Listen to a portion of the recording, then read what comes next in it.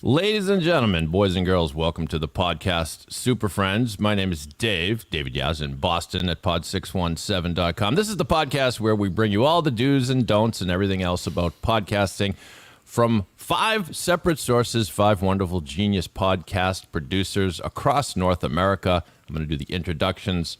First, we go north of the border, beauty, to our friend up. Oh, that was terrible. To our friend up in Winnipeg. Matt, if you could introduce yourself, please.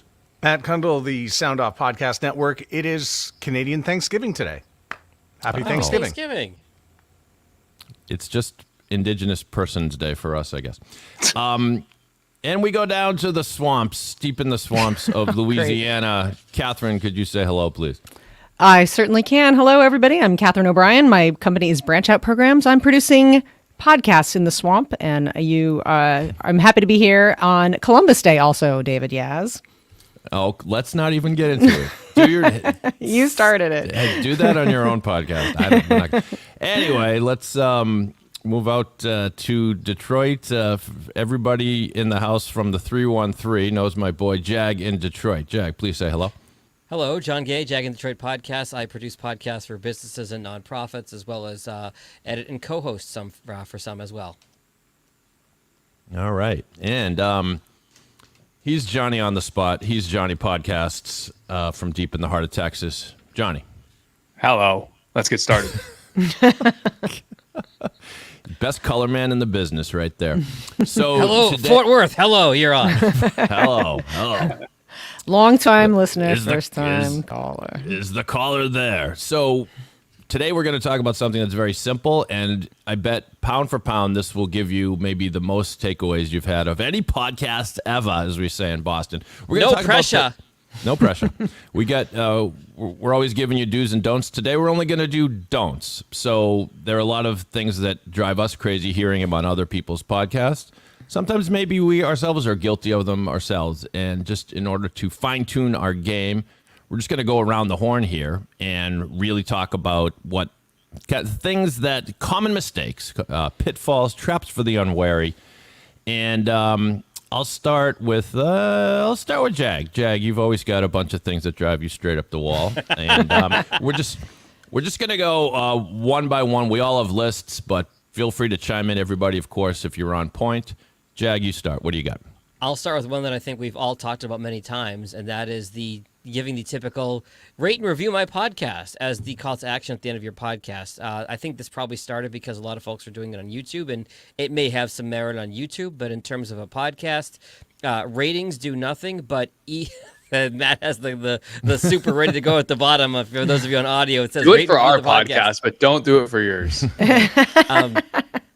No, but rating and reviewing the podcast, it's good for an ego boost and social proof for the host, but it's not going to boost you up the charts. It's not going to improve your Google SEO. It's not going to improve your discoverability. So the better call to action is to follow the podcast on Apple or Spotify or wherever you're listening right now, in my opinion. And I'll throw it to the group for anybody who wants to disagree or agree. I just have a follow-up. You go, Matt. You go. I want to know if it's okay to ask people to rate and review the podcast if it's at the end of the podcast as opposed to at the beginning of the podcast, where I think in the past you've always said it's most annoying and most useless. I agreed. I'm glad you said that, Matt, because asking to rate and review a podcast before you've listened to it, if you're a first-time listener, is even more pointless. I'll say at the end it's less egregious, but I'm still not a big fan of it personally. I would put it in the show notes too. Like if you wanted to have a call to action, just throw some of the shows that I work on. We put it in the bottom of the show notes, and it just says rate and review on Spotify, link to the Spotify show, rate and review on Apple, link to the Apple one. I did want to play a little bit of a disagreement. I don't think you shouldn't do it, but it shouldn't be your first call to action. Your first primary call to action is to get them to follow the show, like you said, Jack, because you want them coming back more and more.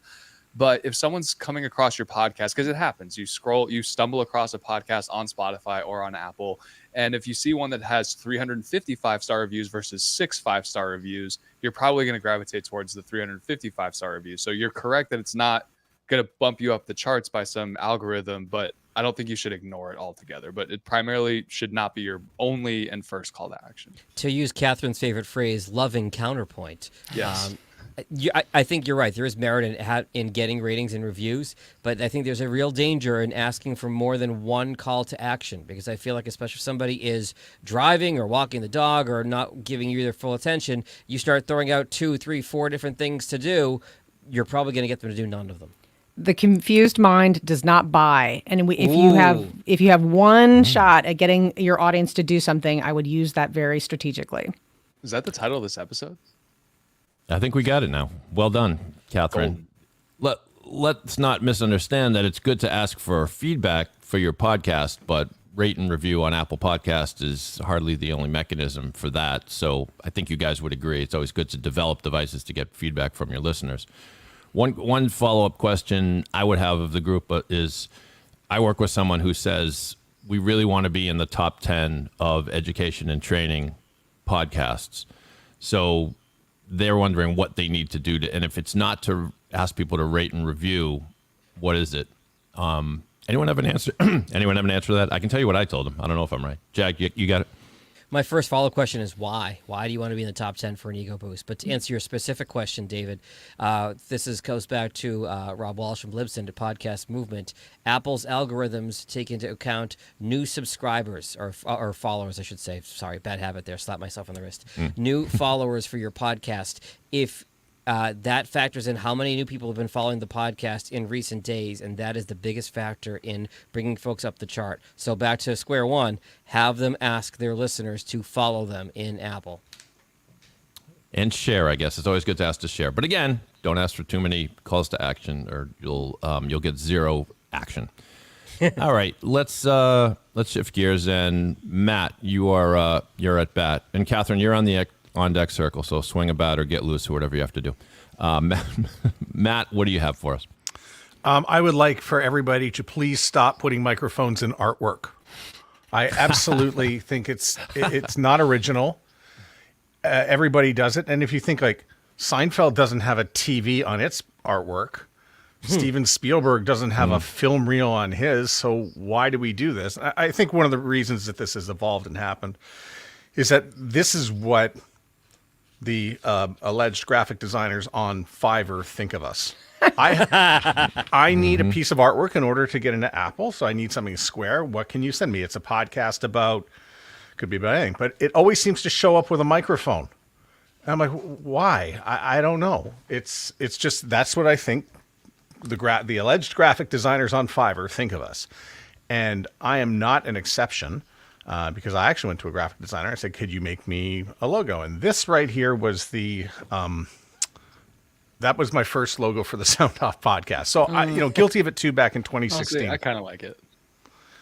I mean, listen, it's a podcast about broadcast, so it would make sense that there's a microphone in it, but it doesn't stand out because everybody else has a microphone as well in the artwork. And so, I mean, you really want to stand out in Apple Podcasts, when you're in the library, if you're on Spotify, your artwork is really going to be one of the things to make it eye-catching. 57 by 57, I know it's just a little thumbnail size, but when you create artwork, you should be thinking about the same way that the artwork was created for albums like Rumors and Boston and the Eagles. That nice big square piece of art. And don't put too much writing on it like this guy did right here. This has too much writing on it. Don't do what I did. Anyone have any other pet peeves on logos? Because I have a couple, but I have a follow-up question for Matt, actually. Yep. So you don't need a microphone if it's podcast artwork, because if somebody's searching Apple or Spotify for podcasts, they know it's a podcast. Counterpoint, if you're continuously posting content on social media with your podcast artwork, say it's an audiogram or something to that line, is there any benefit in having a microphone or headphones there so somebody on their Facebook feed says, oh, hey, that's a podcast? How about the word podcast? I think that's a little better. Well, the logo behind me kind of belies that. Well, I think content is just content. Like when it comes to posting about that specifically, I think the person viewing it could care less whether it was a podcast or not. It might be nice to know so that they can follow up more. But if they're just consuming that individual piece of content, then they're going to scroll on and go about their day. I'm not sure it's the biggest deal in the world to let them know whether it's a podcast or not.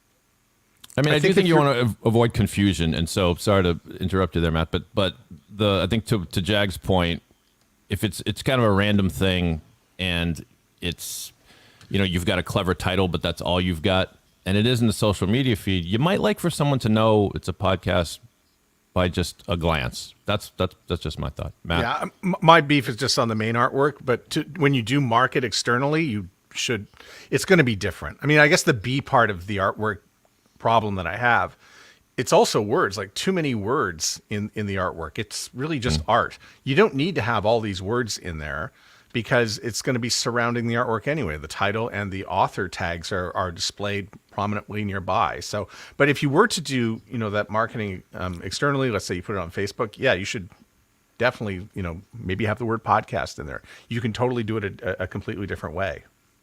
You know what makes people? You know what makes people click your podcast when they're searching across it? Sorry, David. You know what makes them really click it? Good content. Is you as a non-famous person having a beautiful headshot of yourself right there. Everyone, oh wait, no one knows who you are. Why are you putting your face on there? Find People something that is going to faces. attract the eye, and as beautiful or as handsome as you might be, it's not going to be your face. If you're not, unless you are a Ryan Reynolds or someone that is uber famous, you should get away from putting your face on the cover art.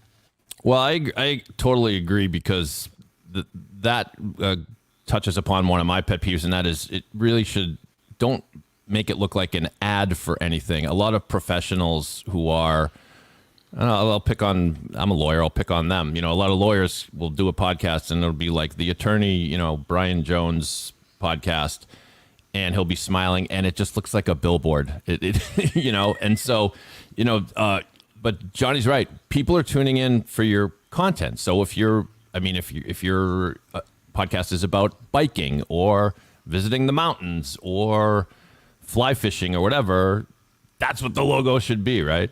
Now, if you have a microphone in your logo, you might want to rethink that. If you have a microphone tattooed on your arm, there's not a lot you can do about it, except I understand that. So some decisions are mostly irreversible. Catherine and Johnny Podcast, you're on deck. Catherine, got a new topic for us? Oh, yeah, this one's going to be a little controversial. I'm just going to tell everybody right up the front. I think it is high time, if you would, to do away with the little stinger before your episode absolutely starts. Some people like to have a little teaser, a little clip that they think is hot from the conversation that is about to come. I got to tell you, I'm starting to think that sounds a little dated. I will share my philosophy is let's get to the good stuff. You can get right into the episode. Some of my favorite podcasts, they do something where the intro and the housekeeping, if you will, they come after the flow has been established with the show. Now that takes a little bit of skill and a little bit of hosting magic there to get things going. But why not? You have an audience who has already opted into listening to your episode. Let's get to the good stuff. You don't have to give them this little fake teaser. I don't think they actually work that well because they're out of context. Even if I have a teaser that seems like a little bit intriguing, it's not like I'm thinking about when am I going to hear this later on in the episode. So I'm going to say drop the teaser, drop the little stinger at the front, and just get into the episode. Let's go. Let me ask you a follow-up question. I have a podcast I do with a co-host, and we have a humble yet loyal following, and we get a lot of feedback. We get a lot of emails. We tend to shout the people out before we get to the meat and potatoes of the podcast. We say, before we get started, let's shout out. We heard from, Jim in North Dakota. He had this to say. Should we not be doing that at the top of the show?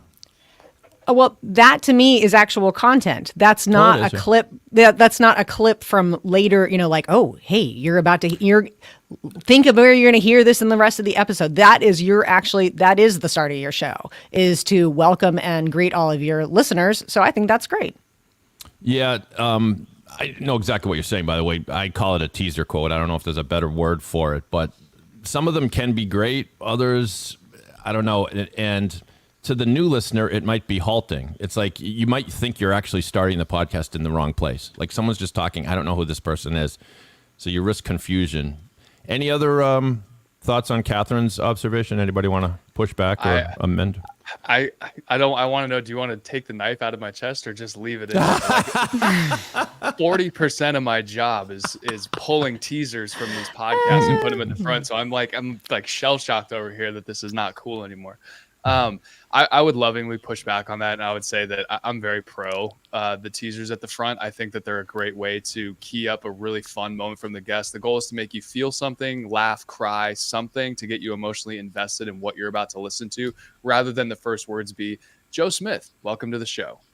So I think it's a great way to get the list, especially a new listener, into what sort of the vibe of the show that you're getting into is. If it's a comedy podcast, it's going to be a heavy laugh at the front. If it's a really emotional episode, it's going to be a really heavy moment coming from that guest. One episode that I wanted to highlight, I can't remember specifically what it was said, but it was a new way I've seen of doing a teaser at the front, is from the My First Million podcast. And they had on Cody Ko, who's like a multi-million subscriber YouTuber. And the teaser, normally we're shooting for like 25, 30 seconds. This was like a 90-second teaser, but it was the most interesting questions that were asked. And then the first 1 or 2 words of his response. So one of the questions was, I had somebody else on the podcast who said, who's going to be the first 3 billionaire YouTubers? They said, Mr. Beast, they said somebody else, and they said you. What's your reaction to that? Well, I have to say that, and then it cut to the next clip with some music behind it, and really interesting. And I was like, oh, I really want to hear what he has to say about all these things. So I would plant myself in the camp of, I'm not going to say no to what you said. I'm just going to stick over to my pro teaser side. Can I play the middle ground here? Oh, sorry, Catherine, you Go. wanted to make a point. I was just going to say a reframe on my knife right into your heart, Johnny, would be I have just saved you 40% of your time. But back to Jag. 40% of his fees, unfortunately. Yeah. I think your No, good. Yeah, good. Go ahead. I think your podcast should never be predictable. And it's funny, Catherine brought that up just now. I was just editing a podcast where I had done a 40-minute interview with the guest. The guest was very good. And I hit stop, and we were kind of just talking afterwards. And then he gave me a great piece of content after I'd stopped recording. And I was like, wait, hold on. Let me hit record. Say that again. And the rule is never stop on your recorder until you're done. But it was a really good piece of content that didn't fit anywhere logically in the flow of the podcast. So it's not a teaser in the sense that it comes up later in the podcast. I just took that 1-minute clip. And that went before the intro of the produced intro of the podcast. So he tells this compelling story that gets your attention, and then it goes into the podcast, and then I introduce him. So I think there are situations where it's warranted, but it's okay in a podcast to have some episodes where it's there and where it's not. I think the worst thing you can do, to Catherine's point, is force it. You know, I think it was Matt at one point who said, your content's really not that good. You don't have 4 or 5 pieces of absolute gold. And if it wasn't you, Matt, I apologize. But It was Matt. It was Matt. Okay. If you've got a really good piece of content, use it, but don't force it to find a really good teaser if it's not there. Why do we do that? Why? Like, I always thought, like, why does this even exist? And It's the James Bond model. Okay. I thought it was a public radio thing. Where in public radio, they would play a clip of the show that was coming up in order to get you to listen to the whole hour. I think it was kind of rooted in that, and I think people just kind of gravitated to it. I'm sorry. No, it's go definitely ahead. it's cousin of that. Jag is referring to the rule where you put the car chase in scene 1 of the movie. So you better have your popcorn and be sitting down because it's starting right now.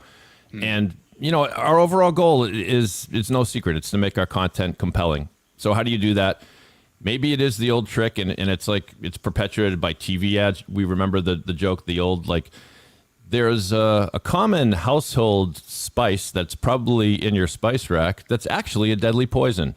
We'll tell you what it is. Stay tuned. Was that Saturday Night Live? It was an SNL bit. Yeah, we'll tell you what it is after the break. And then it's like, well, gosh darn it, I better come back after the break or else They never give it away, right? They just tease the entire sketch, right? Yeah. So, but, you know, we've all the social media version of that, or just the internet version of that, is clickbait, right? It's like, you know, you won't believe what Gwyneth Paltrow is putting in a jar now. Click here, right, or whatever. But yeah, I guess I'm of the camp that if it's really good, then use it, because once in a while, like to Johnny's point, you do get that killer quote. You're like, wow, that is great, and that encapsulates this guest perfectly, and I think that helps. But reasonable minds may disagree. Go ahead, Catherine. And I just want to reinforce. I'm saying get to the good stuff, meaning it doesn't. Maybe it isn't hello, welcome, John. Maybe you're getting right into something that is that is hot or the question you know that the audience wants to hear. I'm saying get to that good stuff as fast as you can. Yes, and just to tie off what David was saying, I think the way that we can make this relatable to everyone watching or listening is that if you're doing a podcast, and I always come from the standpoint of like these interview podcasts. That's mostly what I'm working on. I think that's what a lot of us work on. A lot of these people that are being interviewed, they're coming on small podcasts, and so they themselves are relatively unknown people. And so you want to find the best way to say, hey, here's why you should listen to the next 80, 90 minutes of this person you've never heard of. Here's why they're super interesting or super knowledgeable or super insightful. And then you go, oh, I didn't know who John Smith was before this, but turns out he's an expert on how they're launching the, Starlink satellites into the sky. And that's how it, boom, now I'm bought in. Now I really want to hear what this person has to say. All right. Issue 3 or 4 or whatever we're on. Johnny, you have a new topic for us? Yeah, mine was don't ignore the quality of your audio, meaning the mic and your internet connection. So a lot of these podcasts that we're doing, they might be, Catherine, they might be remote-based interviews. And if you, the host, are recording on your AirPods or you're recording with a terrible internet connection, you're hotspotting from your cabin in Maine, it's just going to turn out crappy. And you have one chance to entice a new listener and show them that you mean business. This is a professional podcast. This is something that you should be listening to instead of the Joe Rogan Experience, instead of Barstool, instead of, whatever the podcast you're listening to. And if your audio quality isn't at least on par with a top podcast, then you have no business asking for their time. And I understand that things happen and people have tight budgets, but I've put out, all of us, we put out tons of content of like, here's how you can get a high quality sounding podcast, or at least meet the bar for less than $100. Is literally a USB microphone that you plug into your computer and you keep it close to your mouth rather than sitting this far away from it. It's just, I see people that they don't put these things to memory, and it drives me nuts because that's all I listen to all day long is audio. It is really not that difficult to remember to keep the mic right in front of your face, to plug it into your computer, to spend, $100 on a quality sounding microphone. It will take your podcast to the next level. Granted, your content has to be good, but the base level is you have to have a strong internet connection if you're recording on a Riverside or StreamYard, and you have to have a quality microphone if you're going to have a podcast. It is just the basic 101. Are you okay if the host has a good mic and he's interviewing someone clearly remotely, and that person sounds like you can understand what they're saying, but it clearly sounds like Absolutely. they're on? That's okay, Absolutely. right? And that's why you agree. hire a producer. That's why you do some basic audio engineering stuff. We've talked about this all the time. Descript has great tools. Adobe has great tools. There are things that you can fix, and there are things that you can do beforehand. A lot of what I do is jumping and doing like these audio checks. I know, Jag, you do this as well. We will jump on the Riverside or Squadcast or whatever it is before and talk to the hosts and make sure that they're all squared away with their equipment, and then we'll go to the guests because they're going to need a lot of attention. All right, take out your AirPods. Let's test and see how your computer mic goes. Let's get out of that room. I can hear a siren outside. Please close your window. Get your dog out of here. Your kids are running around screaming. Let's try and quiet that down. Turn off your Outlook notifications. Those are buzzing everywhere. And then something that we've been doing recently is there's a $35 condenser microphone on Amazon that you can just send to your guests. Yeah, you can coordinate trying to send it back, but maybe it's just a gift. And some of these podcasts I'm working on, we are slowly ridding the world of people coming on to podcasts without microphones. It is stupid easy to plug. You literally plug it in, you turn the knob up, boom. You now have 10x your audio for minimal, literally less than $40. And you can one day it from Amazon to there. So that is my biggest pet peeve. I don't want to ignore our studio audience here, or our online audience. And Paul Atkinson, thank you for chiming in. He writes as follows: something I'm always working on is improving audio, video production. Need more lights. About to upgrade the studio. Maybe we'll get to that subject a little bit. I need more lights in my studio also. So totally agree. I'll give an example of what you just talked about, Johnny. The late night hosts during the writer's strike launched a podcast you guys may have heard. It's called Strike Force 5. So it's Stephen Colbert and Jimmy Kimmel, and I won't even name all 5 of them, but there are 5 of them. And they did one episode where Colbert was clearly, he didn't have a microphone. He was just talking to his computer. And Kimmel is on a perfect, crisp microphone. And man, that drove me up the wall. Because of all people, these guys have all the resources in the world. Not to mention that, like you say, Johnny, there are tools to clean it up, that they could have cleaned it up afterwards. And I'll give credit to you, Jag, because you're the one who first told me about it. But the studio sound feature on the Descript app is almost magical. I mean, it doesn't save everything. If your audio is horrible, you're probably out of luck. But if it's a little scratchy, a little zoomy, a little distant, it will pump that up and make it sound crisp, and that's why it's called studio sound. Go ahead, Catherine. I just recently had a audio where the guest was on AirPods and studio sound just made it sound perfect because people are trying to do the right thing by having the AirPods, but the Apple AirPods are not great. They are great for listening. Yeah. They're not great sound. I think the old Apple earbuds with the wire and the microphone on the side. That's better, I think. Well, and you to have to Johnny, make sure, you just have to make sure it's not rubbing up against your collar, because then it gives you ASMR sounds. Horrendous scratching sound that's just it's impossible to get out. And to Johnny's point, if part of your strategy for your business is being on podcasts, it is totally wonderful and great for you to invest in your equipment because you want to sound good too. It's not just for the podcaster. If you plan on being on more than a couple of podcasts to promote your whatever you're doing, your services, your book, whatever, go ahead and invest in those things too. Yeah, you're representing yourself. That's the first instance that a lot of people are going to get to consume it. It's like, oh, this guy doesn't give a crap about what he's doing. He's sitting at his laptop with sirens going off in the background. Like, yes, you might be the smartest guy in the world, but I instantly dislike you. Yeah, it is, and we've all talked about how those first 30 seconds are so important, and you can lose me in 17 seconds if the audio sounds terrible. Exactly, I'm done. 17 seconds. Maybe 16, 18 if I'm in a good mood. Jag, I'll turn over to you in just one moment to lobby a new topic out there, but I'll add one that is maybe not related, but it has to do with the beginning of the show for sure. One of my pet peeves is when you take the time to do an intro, maybe a nice voiceover intro with some music, and then your music cuts kind of abruptly, and then there's a split second of silence, and then you hear the host talk. I don't know if this bothers anybody else, but you took the time to do the intro. Take the time to edit the podcast so that music fades out nicely over the voice of the host as the host comes into the show. That's what sounds professional. And for some reason, people, maybe it's laziness, maybe it's like, well, I don't know how to edit. Well, 60 minutes watching a YouTube video, you could probably learn how to edit pretty easily that way. I don't know. Am I being cold-hearted? Anyone have thoughts?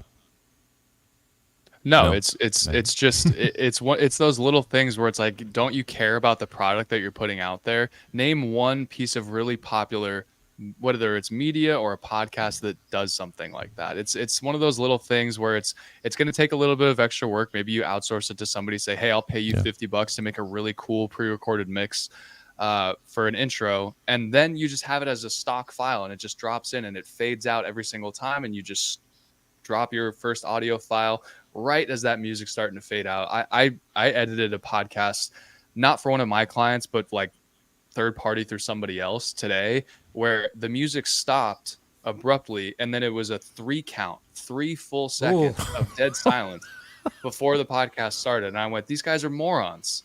Yeah. And it is really jarring because you say you're driving and then that music stops. You go, oh, did I lose service? What happened here? Right. And then it starts back in.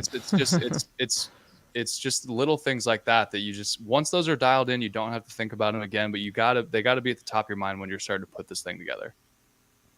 Absolutely. All right, Jag, you're up. What do you got? I don't want to go here because it's a dead horse, but so we can be very, very brief about it. But if you want me to give you a second one, it's the Blue Yeti microphone. In that it is the worst thing for a bad product is good marketing. I can't tell you how many times I have run into a new client who, I'm good. I Googled it and I got the Blue Yeti microphone. I spent $150 on it. It's a terrible microphone.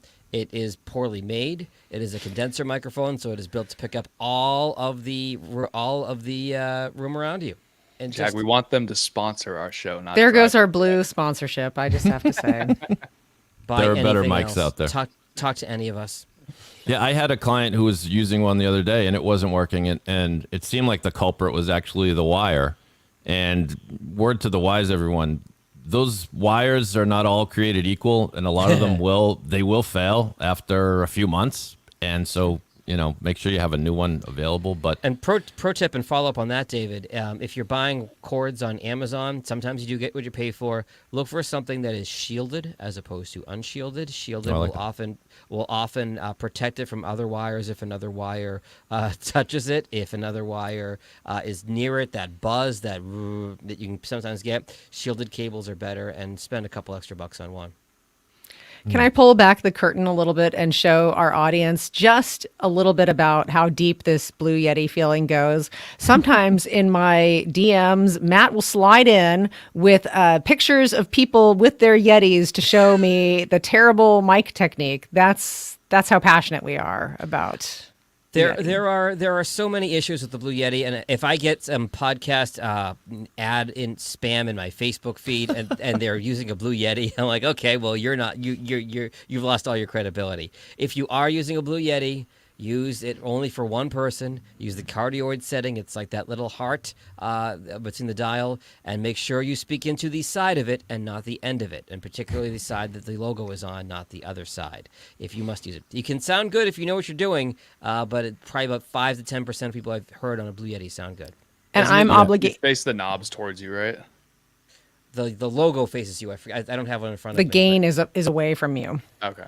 Yep. But no matter what mic you're using, you do need to know whether you talk into this side of it or this side of it. And I've been guilty of that. I went a whole month talking in the wrong end of the microphone, and until I realized it, and I said, "Oh my goodness!" So all mics are not created equal. The Blue Yeti being the word. I have 2 Blue Yetis. They're in my studio. They're like on the bookshelf, props. Yeah, they're props, They're great paperweights. When I do a podcast presentation, I have one in person, back on my bookshelf right there. I drop one on the floor and let it smash in person as a live presentation. If you have one of these, do this with it and drop it. Literal mic drop. Yes. I am obligated by parish ordinance to say Bandrew Scott has a great video on YouTube that shows people how to get the best sound they can out of the Yeti. But the sad reality is there it is. Thank you, Johnny. Wow, Johnny. If you're The watching on silver video, even. you can see Wow. it. By the way, they look good. That's the trick. But the sad thing is there are, we've mentioned it before on this podcast, there are so many cheaper microphones that are much better than that. And Jag, I'll give you credit again. Samson Q2U is what I always recommend. It's almost foolproof, and you plug it in and it's great. And it's like typically 60 bucks or so on Amazon. Johnny, earlier you mentioned one that did I hear you say there's a half decent mic out there for like 35 bucks? Do you know what it is? Yeah, or? I wouldn't recommend it for hosts. It's more of just we got to ship the guest a mic. So it's called the Audio Pro X5. It's $35 on Amazon. It looks really similar to this. Again, it's one of those microphones where you talk into the side, but in a correct environment, when it's just sitting right here and it's plugged in and you're talking right into it, it gives a very, very good sound as opposed to nothing. At all. So right.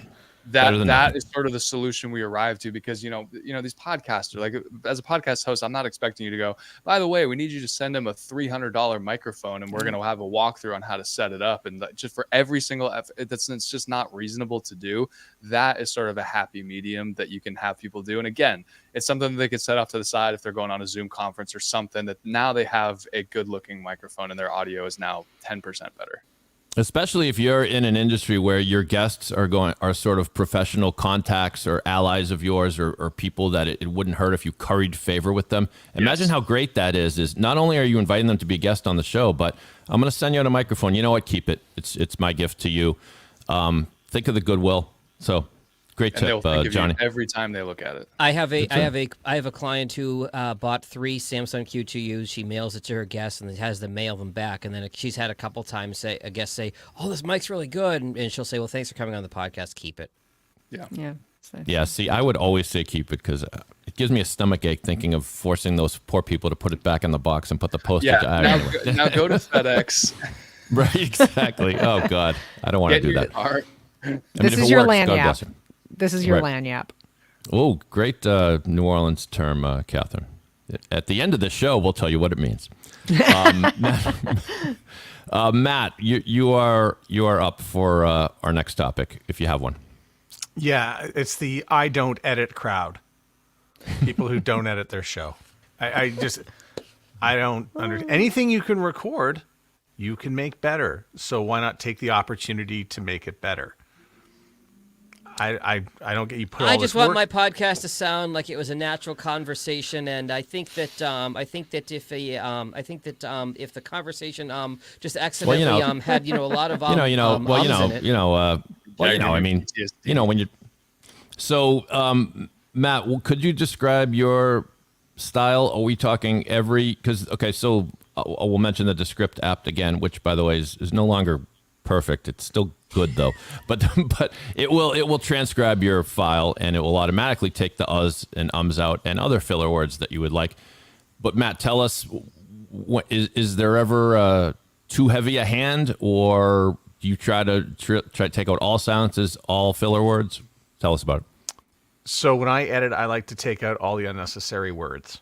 So there's quite often a lot of people that will start a sentence and then stop halfway and then start a new sentence. And the number of times that happens is kind of amazing because people are filling the air before they complete their thought, and then they complete their thought. So there's lots of editing you can do. Ums, uhs, likes, knows, all those things can go. I don't use Descript. I edit a lot by hand, but a few people around here do use Descript and really do enjoy the tools that come with it, which will automatically sweep those away. I know that there's a lot of people who do a YouTube show like this one, for instance. We're doing that right now. And then they take it and just put it up in a podcast form. I edit this, by the way. There's not very much to take out because we're relatively seasoned pros. But is that the recurring invoice I'm getting every week? Money well spent. Yeah, but there are parts of it. For instance, I will take out things that are unnecessary. There's very little that is unnecessary in this show, but we do run it through and we do remove some things. So the audio, you have to make an audio experience for people. So if you're doing a live show, it's much different when it's in audio form. And I think you owe it to your audience to clean it up a little bit. It's a matter of respecting your audience's time. If you leave every in there, as a general rule, when I take out ums and ahs from a podcast, it's about 10% of the podcast. A 60-minute podcast will be 54 minutes when I'm done. A 30-minute podcast will be 27. On average, your mileage may vary. But do you respect your audience enough to give them the 3 or 6 minutes out of their day back? We're all so busy these days. Or do you just expect them that whatever, they'll just give you that as much time as you ask them for? Can I give a editing example and have a visual? Yep. Sure. Oh, great. So what you're looking at here is a multi-track. So V1 is the person that is not speaking. V2 is the person that is speaking. So all the scribbles is them talking. These little lines that you're seeing here are me as the host going, yep. Yeah. Yeah. Take all that out. Just let the person talk. It adds nothing to the podcast for the listener to know that the host is actually listening and responding and going, yeah, yep. And you can do that very easily just by muting all of this if you're editing in multi-track. And that alone saves a ton of time because it allows the guest to just talk unimpeded without the host jumping in and going, yep, I understood that. Yep, I understood that. That's a given. We know that you as the host are listening to the guest. So that's... Did you just draw that now? Yes. Well, that was well done. Thank you. One of the things I was going to Matt, suggest is that we is telling people to not talk over one another. Yeah. But it doesn't bug me too much because we can edit just in the fashion that you showed right there. Yeah, and there's a lot of stuff. There's coughing, you're clearing your throat, your phone starts buzzing, all of that stuff. That can all be removed prior to the actual edit. And that's getting more into the technical weeds of things, but it's good practice as a host when you're going through and recording an episode. As your guest is talking, you can just sit there quietly. You don't need to kind of fill the air or the pauses with and maybe that's just something you have to think about and consciously change, but that will improve your speaking ability as a host if you're able to do that. That also speaks to style as an editor too. I'll leave a few of them. I'll take most out, to your point, Johnny. But I'll leave just as a change of pace for the listener to hear a different voice every couple minutes or so. But I'll leave a few of them. Or laughs. Leave laughs in there. That's sure. a natural one too. If you may say something that makes you laugh, or the person says a joke and you cut that out, then it sounds like the joke bombed, and you as a listener go, "Ooh, that sucked." But when somebody laughs, at the end of a laugh is usually a deep inhale. It's that. Yep. Don't cut it, So- but lower the volume on it significantly. Yep. So, Johnny, I think you're brilliant. We all do. But I am going to push back on you a little bit on this one. And here's why.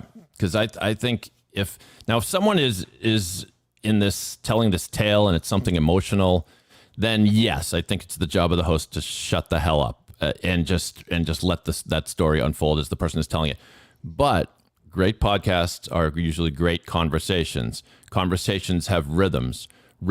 A rhythm that is sometimes like a drum beat almost, carried on by the other person, and sometimes it is just saying filler words. And so I think it's okay. Now there are exceptions to every rule, and if someone has I used to do this. I used to say right, and then I noticed I had said right about 1,000 times, and that is like a nail through my brain. So if the person has a crutch word or a crutch filler word, but there's nothing better than hearing two hosts that are like kind of simpatico. And it's like, so, I went to the grocery store the other day, and the person's like, yeah. And, hungry again? No. And so maybe they're interjecting like a word here or there. But if it's moving the conversation forward, sometimes it is. So anyways, we need not have a whole brawl it's like over this. But in that instance, yeah, it's like a call and response type of thing. It's like, oh, by the way, did you read, Atlas Shrugged? If you mute that out, did they read Atlas Shrugged? Yeah, leave it in a yeah. I totally agree. I was really only talking about useless yeses and call and responses to where it's just they kind of are just acknowledging that they're listening, but I totally agree with your point. It should be a conversation, and that all really comes down to style. All right, we're friends again, Johnny. You're the best. Let's see, Catherine, you disappeared from the screen for a moment. We're glad to have you back. Would you like to throw out a topic? Sure. I had to put some more coins in the old internet meter. Sorry, I didn't put enough when I pulled in. Because I'm so up to date. I'm going to come out with this one, and that is, and I'll just start off by saying Matt has been a total mentor on this issue, and that is, if you have something that is evergreen content, do not be shy about promoting it again, sharing it again. It can be relevant again. If you have something, if there's something in the news, if you treat your podcast as topical, that is how you're going to be able to know what people are talking about and be able to present your podcast episode again. Now, this is not the same as just, like my. Well, we talked about technical issues, and Catherine, you have failed. Sorry. Now, Catherine did clue us in beforehand that she was having internet issues, and so we can get back to that. I'll pick it up from there if you want. Our go ahead, diversity Matt. just went right out the window. What's going on here? Go ahead, Matt. Pick up that football. A lot of people just will market episodes once. It's like the week that it comes out, and then they never market it again. They think it's the only time people are going to listen to it is that week. And the fact of the matter is that 47% of your downloads are likely in your back catalog. So why are you just marketing the episode you put out this week? Go backwards and spend a little time every day marketing your old episodes. Think about your episodes as milk. At some point it expires and the content expires and you don't need to market it anymore. But if there's stuff that's still relevant, from 6 months ago, promote it as if it were new. And I know that there's a few classic rock radio listeners amongst us here. Looking at you, David, the most. Oh yeah. But somebody is going to listen to the Eagles Hotel California for the first time. Somebody's listening to Blue Oyster Cult Don't Fear the Reaper for the first time. It's still relevant. It's still good. And it is still being played and marketed as if it were brand new. It sounds good. So would you market things more just once, constantly do it. I totally agree. It's one of the great things about this medium. Don't forget, it is a library. It stays there, and it's not like a daily radio show where we're talking about what the temperature is at 7:30 a.m. It's good stuff that you're going to want to hear later. My question to you, Matt, is would you ever, I some have clients that say, oh, you know what, I didn't come up with an episode, this week or this month. Can you just rerun the one I did last year on this subject? So would you repost it to the feed, or because usually I say, well, there's kind of no need to do that. It's already on the feed. But what do you think about that? Yeah, you can go ahead and put it at the front, because I think you get the notification that would come out, and it sits at the top, and it's what does sit at the top of the feed is the most important. Yeah, but why don't you spend some time coming up with some marketing tips to market the older episode? Right.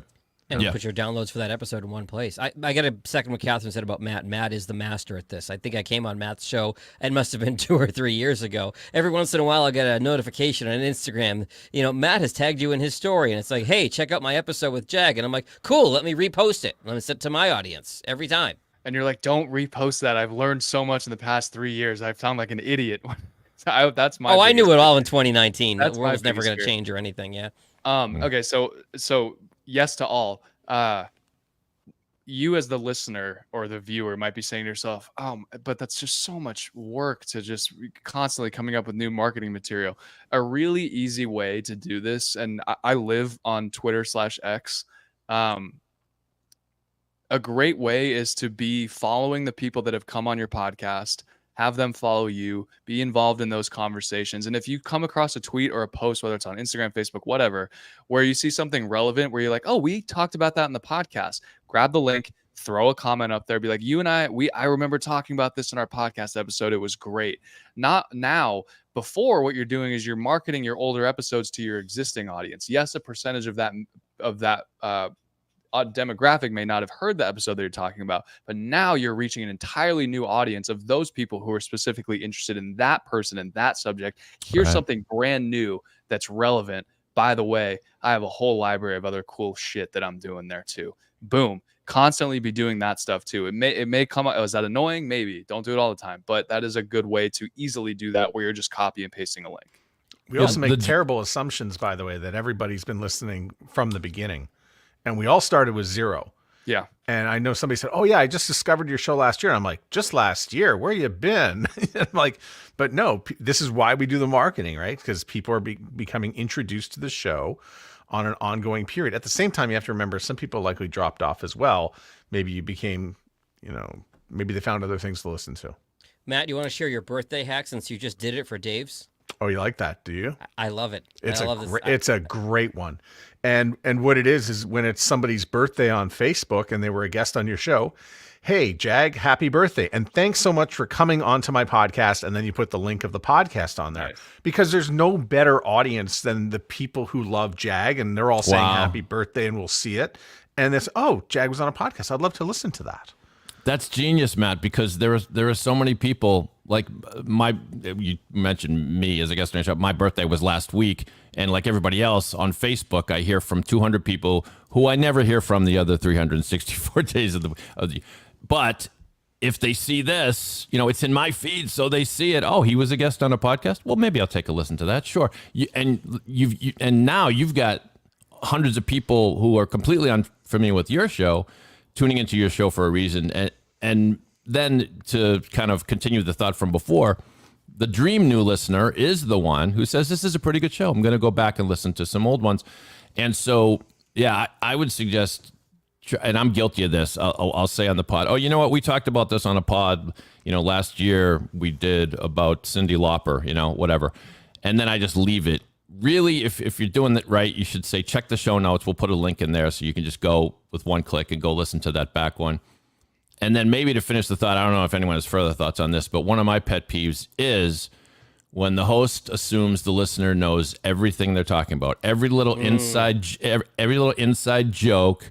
like the co-host's, brother is named Peter and he's a ne'er-do-well. And he said, did you hear from Peter again? And as a new listener, I'm saying, who the hell is Peter? Like, just remind yourself that the whole goal is to get new listeners. So don't refer to things offhand, little inside jokes. Now, it's okay to have recurring themes in the pod that your listeners enjoy, but put some restraints on that. Anyone else find that at all?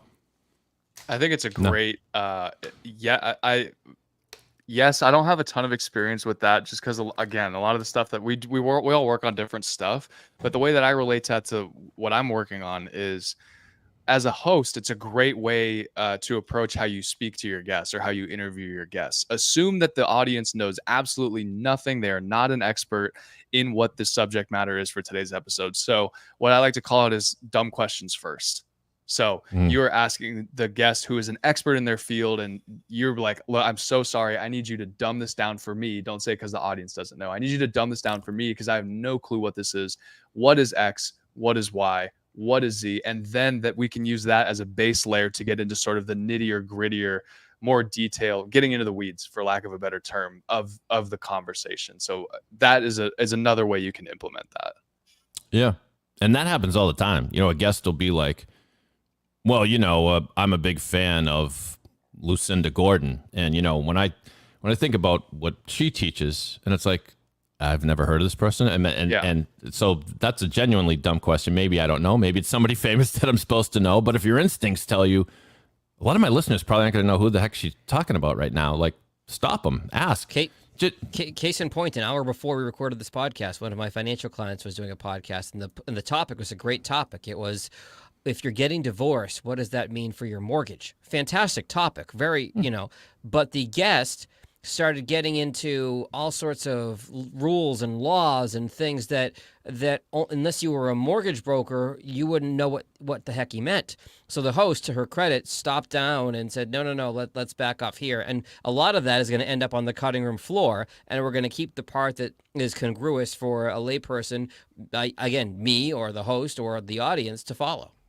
Yeah, and it's a good, from the guest perspective too. If you're someone who's guesting on other podcasts because you're a subject matter expert, you should be able to dumb down what you're talking about into very simple terms, like you're talking about, Jag, like with so what happens in a divorce? We're obviously splitting up assets, blah blah blah.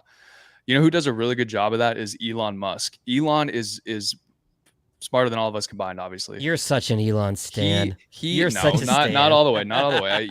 You can't. I'm my personal opinion. You can't place anyone up on that pedestal. Not everyone is the savior. Anyways, he does a very good job specifically at making very complex subjects that he talks about, whether it's building self-driving cars, whether it's the satellite thing, whether it's whatever he's trying to do, into very basic terms. If you go to listen to him on Rogan, you can tell that he is way smarter than Joe, obviously, and that he's trying to break it down to him in very simple terms. And for the rest of us who are way lower on that IQ spectrum, we can begin to sort of fathom what he's talking about. We've got time for maybe a couple more topics. Johnny, you're next at bat. Do you have something new for us, or I'm gonna bunt it to Jag? Okay. I'm swinging and missing on this one. I think we're getting close to wrapping up anyway. Matt, So catch it and carry it. Well, I'm a Patriots fan. I can't hold the ball at this point. Catherine's back. Ask another question, Catherine. No, just let me be here. I have. See if it holds. I have one. You go, Matt, and then I have one, and that may take us to the end. Go ahead, Matt. Just show notes. Just they're too short. Stop wasting that opportunity. It's a good opportunity for some SEO apps. I know Google probably takes a good sharp look at this too. Don't skimp on your show notes. I've seen one podcast company that just puts, please rate and review the show as the show notes. Which I think that breaks two of our rules actually all at once. But yeah, don't skimp on the show notes. Matt, do you have template show notes that appear in every episode? In other words, just specific to the podcast, not to that particular episode? Yeah, there's a little cut and paste action that goes on towards the bottom. And I know that hosts like Buzzsprout actually have like show notes footer area. I think Libsyn may as well, where you can have, some of the information that you're repeating every week appear at the bottom of the show notes area. You can do that on YouTube as well. Yeah. That's a good tip because you should. Sorry, go ahead, David. No, I just quickly, I was just going to say, if you're wondering why, your podcast is about aluminum siding and nobody's finding it, maybe in the show notes, it should mention something about aluminum siding. I mean, it's obvious, but those show notes are searchable, obviously. So Johnny, you were saying? the aluminum siding podcast market demographic is crazy. Hell yeah, Yeah. man. What I was going Tin to say Men. is that, like, It's called Tin Men. if you want specifics of like what we're talking about in terms of what should be defaults in your show notes, somewhere where people can follow you on social media, links to the guests on social media, whether it's their company, them on social media, links to what was discussed in that episode, whether it's like, oh man, this book really changed my life. Well, what if I really want to find the book? Oh, it's really easy. It's tappable in the show notes. I can order it on my Kindle. Boom, I now have it. And then the last thing would be either an email for people to get in touch with you, or some like links specifically to like, hey, tap this to follow the show or leave a review. Something where the call to action can be taken. Links to the transcription. Or your Why not? website, You do. podcast website. That's a good one too. I'm gonna risk opening Pandora's box here, but I have started using in limited ways ChatGPT for show notes. If you are not a writer and hate writing, the free version of ChatGPT now will let you train it on your own voice in terms of how you speak and what your cadence is as you write, and you can tell that. And you can, if you get a transcript of the podcast. Below is a podcast transcript. Please write show notes for this podcast in my voice. You have your show notes, and then you can say, hack here, please give me 10 keywords from this podcast in one paragraph separated by commas. Copy paste in your podcast app. Done. And again, don't just blindly do this. You're going to want to proof and tweak everything, but it can be a massive time saver. ChatGPT for show notes. I'm fine with that. Yeah, ChatGPT is a good spot for this because you're not writing a short story worthy of, like, Stephen King or Robert Frost. It's you're writing show notes. You just want the info there, really. I mean, you want it to be correct, but I'm with you. That's a good tip, Jag. And the great thing behind that, Jack, just the final thing on it is once you do that 2 or 3 times, the bot learns how you like it, and then you can continue to give it rules. Don't ever use words like tune in now. Don't ever use words like subscribe to the show. Only use the words follow. And you can get it to a point where it is literally just a dropping it into the chat box, and the prompt is away and you're getting it really quickly. It does take some work. It is hard to get what you want specifically, but once you figure out the key to that with ChatGPT is you have to ask it the correct thing. You have to tell it exactly what you want in as much detail as possible and constantly be refining it for it to be able to understand what you need. And at risk of getting kicked off once again, if you or your client has an email list, because email lists are extremely valuable, have a link in the show notes for them to get on, for a listener to get onto your list. Here.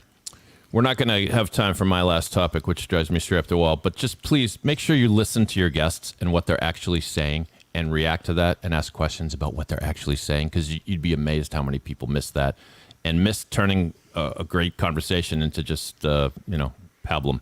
Anyway, it is time for the Super Friends to return to the Hall of Justice or the Fortress of Solitude or McCleary's Bar down the way if you guys want to come by. But let's sign off and say farewell. Matt, you want to start with that, please? Matt Kundle, the Sound Off Podcast Network, based out of Winnipeg, Canada. Catherine, before your internet cuts out again, I think we've got a few good seconds here. Go. Guess who's going to be the owner of a brand new router by the next time we see each other? This is Catherine O'Brien signing off from Baton Rouge, Louisiana. Johnny? Follow me on Twitter at Johnny Podcasts. And Jag? John Gay, Jag in Detroit Podcast. Social media is Jag in Detroit. Website is jagindetroit.com. And I'm David Yaz at the Boston Podcast Network. It's pod617.com. Thanks so much for listening. All. We'll see you next time on the podcast Super Friends. In Pod We Trust.